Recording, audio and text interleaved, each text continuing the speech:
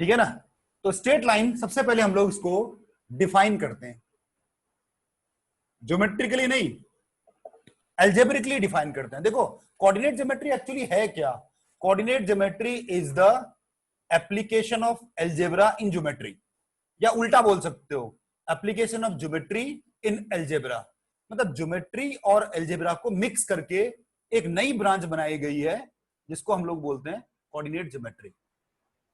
ठीक है ना। ये आप लोगों ने 10th में पढ़ाई होगा कि हम लोग किस तरह से कोऑर्डिनेट को वेरिएबल से रिप्रेजेंट करते हैं, एक्स और वाई से। उस पर मैं नहीं जा रहा हूं, मैं डायरेक्ट स्ट्रेट लाइन पे आ रहा हूं आपका। तो स्ट्रेट लाइन को हम लोग डिफाइन कर रहे हैं, एल्जेब्रिकली मैं आपको डिफाइन कर रहा हूं। N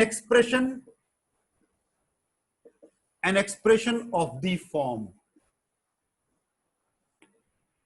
ax plus by plus c equal to 0 is called equation of a line,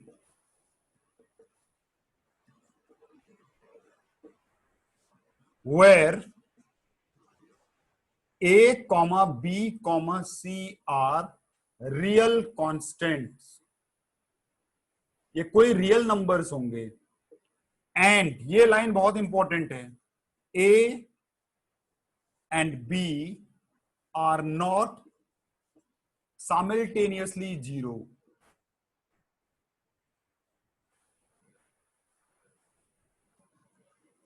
ठीक है ना। तो ये a एक कांस्टेंट है, साथ में ax एक वेरिएबल है, b कांस्टेंट है, y एक वेरिएबल है। तो ये a b c तीन कांस्टेंट है। ये a b c कोई भी रियल नंबर हो सकते हैं, जीरो भी हो सकते हैं, लेकिन एक साथ नहीं। अगर a जीरो होगा तो b जीरो नहीं हो सकता, अगर b जीरो है तो a जीरो नहीं हो सकता, दोनों जीरो एक साथ नहीं हो सकते। ठीक है ना। सी के बारे में कोई कंडीशन नहीं है, सी जीरो भी हो सकता है, नहीं भी हो सकता, कोई दिक्कत नहीं। A and B can not be simultaneously zero. ठीक है ना। तो ये स्ट्रेट लाइन की है, यानी कि अगर मैं इसको बॉक्स में लिखूं, मतलब सर दो जीरो हो सकते हैं जैसे तीनों, एक ए और हाँ ए और बी जीरो। एक साथ अलग अलग जीरो हो सकते हैं, किसी में ये जीरो हो सकता है, किसी में ये जीरो हो सकता है, लेकिन एक साथ साइमल्टेनियसली का मतलब क्या होता है, एक साथ जीरो नहीं हो सकते ए और बी। ठीक है ना। अब तो नोट, नंबर ही बचेगा। हाँ तब तो एक इलॉजिकल स्टेटमेंट आ जाता है, सी एक नंबर जीरो के इक्वल है, क्या मतलब हुआ इसका। ठीक है ना। अब यहां पर अ linear equation, class 10th third chapter, linear equation in two variable, a linear equation in variable x and y is equation of a line। मेरे ख्याल से मैंने आपको कोई नई बात नहीं बताई। मैंने आपको याद करो 10th क्लास में थर्ड चैप्टर क्या था, उस चैप्टर का नाम लीनियर इक्वेशन इन टू वेरिएबल्स। आप उसको ग्राफिकली प्लॉट करते थे तो क्या बनता था, स्ट्रेट लाइन बनती थी। तो वही स्ट्रेट लाइन को हम लोग डिटेल में पढ़ने वाले हैं यहाँ। ठीक है ना। तो a linear equation in variable x and y is the equation of line. ठीक है ना। चलिए इसकी स्टडी करते हैं।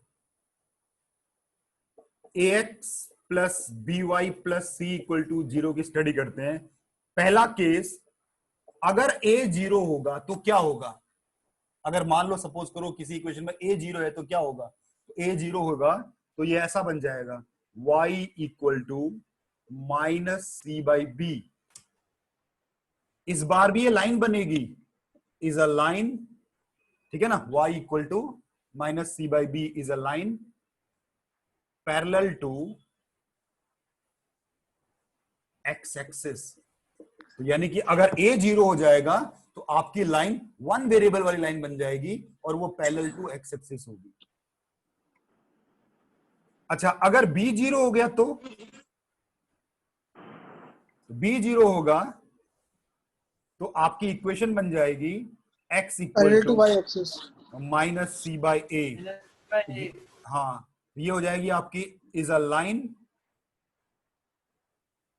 Parallel to y axis. ये आपका हो जाएगा। तीसरा, अगर c जीरो होगा तो क्या होगा,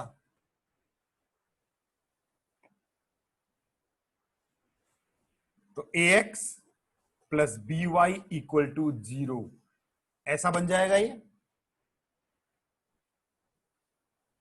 the line will always pass through the origin, ये वाली जो लाइन होगी ये हमेशा ओरिजिन से पास होगी।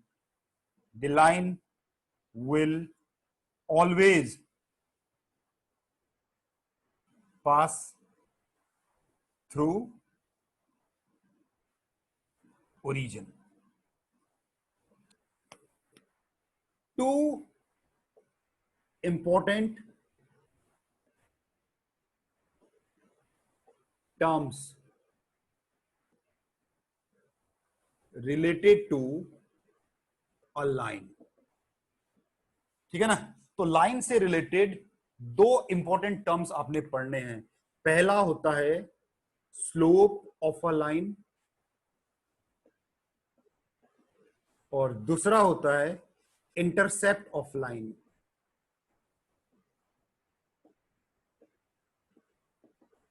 दो चीजें आपको, मतलब ना, जैसे मान लो किसी भी चैप्टर में आप पढ़ रहे हो, आपको लाइन वर्ड नजर आ गया, तो सबसे पहले आपने ख्याल करना है अपने दिमाग में, बैकग्राउंड में, कि यार इसका स्लोप क्या है, इसका इंटरसेप्ट क्या है।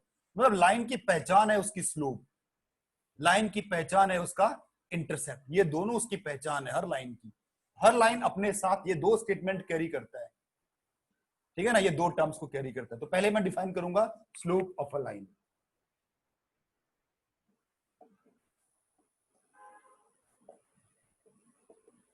ठीक है ना, पहले इसका नॉर्मल डेफिनेशन देखते हैं क्या है स्लोप ऑफ अ लाइन।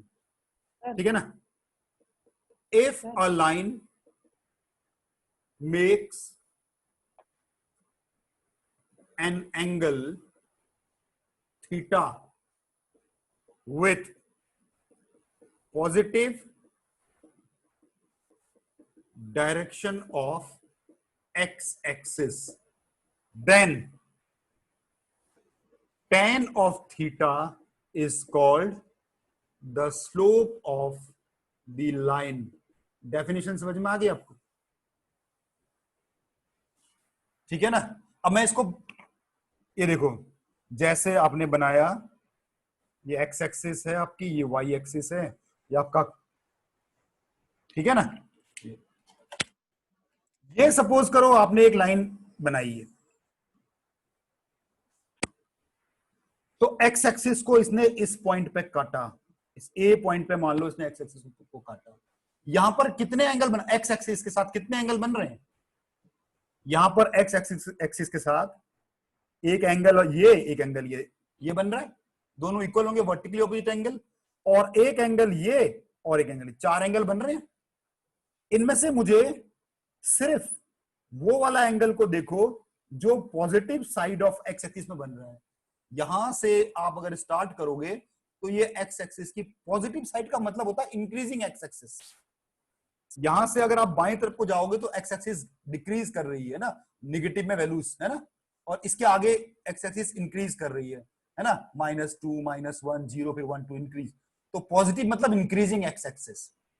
तो जो इंक्रीजिंग एक्स एक्सिस के साथ एंटी क्लॉकवाइज सेंस में जो एंगल बनेगा, ठीक है भाई, इंक्रीजिंग एक्स एक्सिस के साथ जो एंटी क्लॉकवाइज सेंस में जो एंगल बनेगा, वो मैंने ये एंगल लिखा हुआ है थीटा। और इसी एंगल थीटा का आप tan निकाल दोगे, ट्रिग्नोमेट्रिक tan, तो जो वैल्यू निकलेगी वो इस लाइन की स्लोप कहलाएगी। सही है, मेरे ख्याल से क्लियर होगा। To find, how to find slope of a line.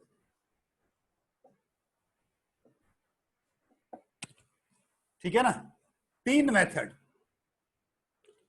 पहला, तीन मेथड हमारे पास हैं। पहला है इफ द एंगल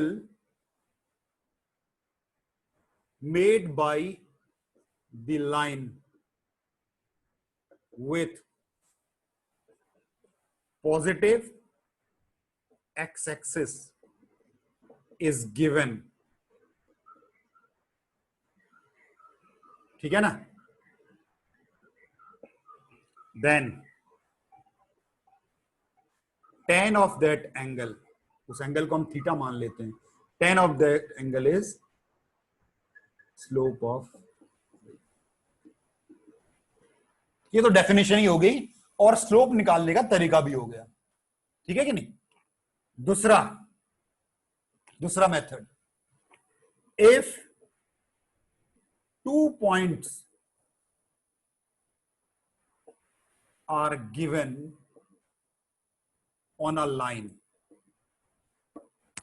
2 पॉइंट्स आपको गिवन है, एक पॉइंट मान लो आपको गिवन है x1, y1 और एक पॉइंट आपको गिवन है x2, y2। लाइन के ऊपर 2 पॉइंट आपको गिवन है, तो इस बार आपका स्लोप ऑफ लाइन होगा y2 minus y1 upon x2 minus x1। ये फॉर्मूला आपका, इसको हम डिराइव करेंगे, कैसे आया ये पहले हम लिख लेते हैं ना, कैसे फाइंड करते हैं लिख लेते हैं, फिर हम डिराइव, ये तो डेफिनेशन ही है, इसका डेरिवेशन का मतलब नहीं होता, इसको हम डिराइव करेंगे। और तीसरा एक मेथड है, when equation of the line is given, line की इक्वेशन गिवन हो ऐसे ax प्लस by, इस फॉर्म में आपको लाइन की इक्वेशन गिवन हो, ठीक है ना। तो उसका स्लोप कैसे निकालते हैं, that line will be minus a upon b, बस, ठीक है ना। यानी कैसे, नेगेटिव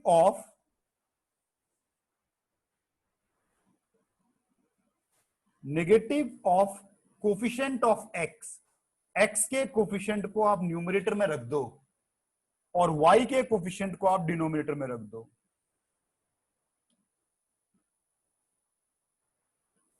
तो जो भी आएगा वो आपका स्लोप अपने आप आ जाएगा। तो इन तीन के अलावा कोई चौथा मेथड नहीं है स्लोप निकालने का, ठीक है ना। हाँ, proof of this formula, slope equal to y2 minus y1 upon x2 minus, इस फॉर्मूले का हम लोग प्रूव करने जा रहे हैं, ठीक है ना भाई। प्रूफ क्या होता है, प्रूफ होता है नोन चीजों को सही ढंग से रिप्रेजेंट कर देना। तो देखो कैसे होगा, ये आपका ज्योमेट्री है, हम लोग कोऑर्डिनेट ज्योमेट्री पढ़ रहे हैं, तो एक्स एक्सिस होगी, वाई एक्सिस, ठीक है ना। और ये सपोज करो आपके पास एक लाइन है, ठीक है ना। यहां पर ये एक्स एक्सिस को काट रहा है, तो यहां पर ये वाला जो एंगल होगा ये मेरे को थीटा होगा, हो सकता है दिया हो सकता है दिया ना, ठीक है ना। इसके ऊपर एक पॉइंट आपको सपोज करो ये दिया हुआ हो a, x1, y1, और एक पॉइंट आपको ये दिया हुआ हो सपोज x2, y2, सही है ना। ये सर दो वो एक्स एक्सिस पे इंटरसेप्ट वाला भी आपने ये लिखा है। ए, अच्छा ये इसको ए मत करो, इसको कुछ और रख दो, ठीक है ना। कुछ अपने मर्जी से, जो मर्जी आप, इसका कोई इंपॉर्टेंस नहीं है मेरे लिए, तो मैं इसको क्या रख दूं, ए मैंने बी ऊपर ले लिया है, इसको आप पी ले लेते हैं, चलो ये आपका ओरिजिन हो गया, ओरिजिन को सही। यहां तक मैं क्या करने जा रहा हूं, यहां से एक परपेंडिकुलर ड्रॉप करने जा रहा हूं एक्स एक्सिस पे। ये बताओ उसकी लेंथ कितनी होगी, ये जो मैंने परपेंडिकुलर ड्रॉप किया है y2 इसकी लेंथ होगी। सर y2 एक परपेंडिकुलर मैं यहां से ड्रॉप करने जा रहा हूं, इसकी लेंथ कितनी होगी, हाइट मतलब y1 ओके। यहां से फिर मैं क्या करने वाला हूं, एक्स एक्सिस के पैरेलल एक लाइन खींचने वाला हूं, आगे इसकी जरूरत नहीं है, आगे इसकी जरूरत है, बस इतना सा पोर्शन की जरूरत है। ये इस पॉइंट को मैं ई ले लेने वाला हूं। अब आप ये बताओ, ट्रायंगल जो मैंने बनाया है आपके सामने, एक राइट ट्रायंगल बन रहा है आपके पास, ट्रायंगल AEB, एक ट्रायंगल दिख रहा है आपको, राइट ट्रायंगल दिख रहा है, ये राइट ट्रायंगल बन गया। यस सर, दिख रहा है सर। Yes sir. ओके, अच्छा अब मुझे ये बताओ, ये लेंथ कितनी होगी बी से लेकर ई तक? y2 minus y1. y2 minus तो y2 माइनस y1। अच्छा ये लेंथ कितनी होगी यहां से लेकर यहां तक? x2 minus x1 x2 minus x1। अच्छा ये एंगल कितना होगा, एक मिनट बताओ तो जरा। theta theta. थीटा। ये देखो मैंने पैरेलल खींची है तो ऑल्टरनेट एंगल बन गए ना, नहीं क्या बोलते हैं, कॉरेस्पॉन्डिंग एंगल बन गए दोनों, थीटा थीटा दोनों। अच्छा अब ये बताओ इस एंगल से क्या मिल सकता है मुझे? Slope of line A B equal to tan theta. अच्छा ये वाला थीटा और ये वाला थीटा इक्वल है, इससे निकालूं चाहे इससे निकालूं, बात तो एक ही है ना। अच्छा यहां से बताओ टेन थीटा की वैल्यू क्या होगी इस फिगर में से? y2 minus y1 upon x2 minus x1. y2 minus y1 upon x2 minus x1 हो गया derive formula.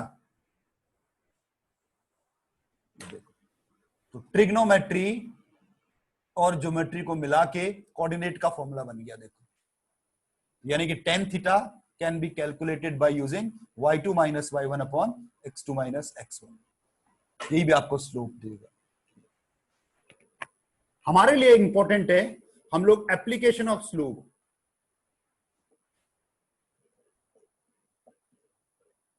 Apart from the fact कि स्लोप जो है लाइन की बेसिक प्रॉपर्टी है, हर लाइन की बेसिक प्रॉपर्टी है, उसके अलावा इसको हम लोग कैसे यूज करते हैं, कहां यूज करते हैं, सबसे इसका जो इंपॉर्टेंट एप्लीकेशन है वो ये है, to find angle between two lines.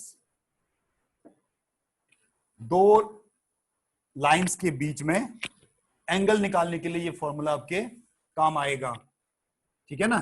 ये देखिए एक्स एक्सिस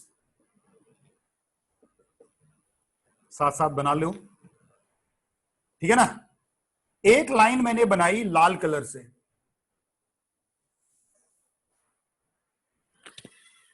इसका नाम रख देते हैं ए बी। एक लाइन मैंने बनाई है ब्लू कलर से, इसका नाम रख देते हैं सी डी, ठीक है ना। ये वाला एंगल इसको रख देते हैं थीटा 1।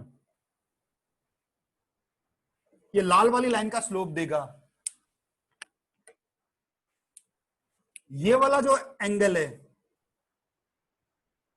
थीटा 2, ये ब्लू वाली लाइन का स्लोप देगा। मुझे ये एंगल निकालना है अल्फा, मेरा एम है ये एंगल निकालना, alpha, angle between two lines, angle की प्रॉपर्टी से निकल जाएगा, ठीक है ना। अच्छा पर इसमें एक्सटीरियर एंगल लगेगा ना। हाँ अब ये बताओ स्लोप ऑफ ए बी आपका tan थीटा 1 होगा कि नहीं होगा? जो ए बी है उसका स्लोप tan थीटा 1, इसको मैं थोड़ी देर के लिए m1 बोल देता हूं, नाम m1 है, डिनोट कर देता हूं। और स्लोप ऑफ सी डी ये आपको tan थीटा 2 से मिलेगा ना, इस वाले एंगल का थीटा निकाल दोगे tan थीटा 2 तो आपको ये m2 मिल जाएगा, दूसरे लाइन का स्लोप मिल जाएगा। तो आपके पास ए बी का भी स्लोप है और आपके पास सी डी का भी स्लोप है, एंगल के सारे आपने निकाल लिया। हो सकता है दिया हो, ठीक है ना, या पॉइंट दिया हो तो आपने स्लोप, मतलब बेसिकली आपने दोनों लाइन के स्लोप निकाल लिए। अच्छा क्या इन तीनों एंगल्स में कोई रिलेशन है, बताओ तो, इन तीन एंगल्स में कोई रिलेशन है? Theta 1 plus alpha equal to theta 2। Theta 2 equal to alpha plus theta 1, तो alpha equal to theta 2 minus theta 1। तो यहां से मैं tan अल्फा कर दूं अगर इसको, tan थीटा 2 माइनस थीटा 1, तो क्या बन गया ये tan थीटा ए, याद है फॉर्मूला, ट्रिग्नोमेट्री में पहुंच गया देखो, 1 plus tan theta 2 tan theta 1, ये हो गया आपका tan अल्फा। अच्छा यहां से tan अल्फा इक्वल, ये अल्फा है, अल्फा मतलब ये एंगल है, अच्छा tan θ2 को मैंने m2 लिया है, तो m2 minus m1 upon 1 plus m2 m1। इसका हम मॉड लेते हैं, अभी मैं बताऊंगा ये मॉड क्यों लेते हैं। ये आपका फॉर्मूला तैयार हो गया, पहले तो लिखिए फिर समझिएगा मॉड क्यों लेते हैं। ठीक है ना, देखिए मतलब एक लाइन का स्लोप दूसरी लाइन का स्लोप इस फॉर्मूले पे डाल दो, इस फॉर्मूले पे डाल दो, मॉड लगा दो, तो आपको ये जो उन दोनों लाइंस के बीच में जो एंगल होगा उसका tan मिल जाएगा। ठीक है ना, अकॉर्डिंगली आपको अल्फा की वैल्यू मिल जाएगी। मॉड मैंने एक एक्स्ट्रा लगाया जो अभी आपको बताना है कि क्यों लगाया है। जब दो लाइनें मिलती हैं, इंटरसेक्ट करती हैं, तो कितने एंगल्स बनते हैं? 4 4। लेकिन अच्छी बात यह है कि वो वर्टिकली ऑपोजिट होते हैं, है ना। तो एक एंगल तो ये बना और एक एंगल बना ये, दो एंगल बने, है ना, क्योंकि ये भी बी होगा और ये भी अल्फा होगा, ये दो एंगल बनते हैं। कोई डाउट है इसमें भाई? आप कौन सा वाला एंगल बोलोगे? आप अल्फा बोलोगे, हो सकता है आपने अल्फा बोला, दूसरे वाले ने बीटा बोला, दोनों सही है भाई। ये वाला एंगल भी तो दो लाइन के बीच में ही बन रहा है, इन दो लाइंस के बीच में ये बीटा ही बन रहा है, इन दो लाइंस के बीच में अल्फा भी बन रहा है। ठीक है ना, तो आप क्या दोगे जवाब? अल्फा दोगे या बीटा दोगे? ठीक है ना। आप बाय डिफॉल्ट हम लोग क्या लेते हैं कि the angle between to line is always the acute angle between them. मतलब आपको मालूम है दोनों में से एक एक्यूट होगा तो दूसरा ऑब्ट्यूज होगा। ठीक है ना, एक स्पेशल केस होगा जब दोनों 90 डिग्री होंगे, अदरवाइज दोनों में से एक एक्यूट होगा और दूसरा ऑब्ट्यूज होगा। यानी कि angle between two lines is always the acute angle between them। तो बाय डिफॉल्ट हम लोग acute एंगल को मान के चलते हैं between them। तो अगर अल्फा एक्यूट है तो tan अल्फा को क्या होना चाहिए बताओ? अगर अल्फा पॉजिटिव, तो इसीलिए हम Positive। इसको मॉड कर लेते हैं, चाहे m1 माइनस m2 करो, चाहे m2 माइनस m1 करो, जो भी करो, साइन जो भी आए आप मॉड कर दोगे तो पॉजिटिव हो जाएगा और आपको अल्फा एक्यूट मिल जाएगा, बस और कुछ नहीं। ठीक है, समझ रहे हो? तो इसका मतलब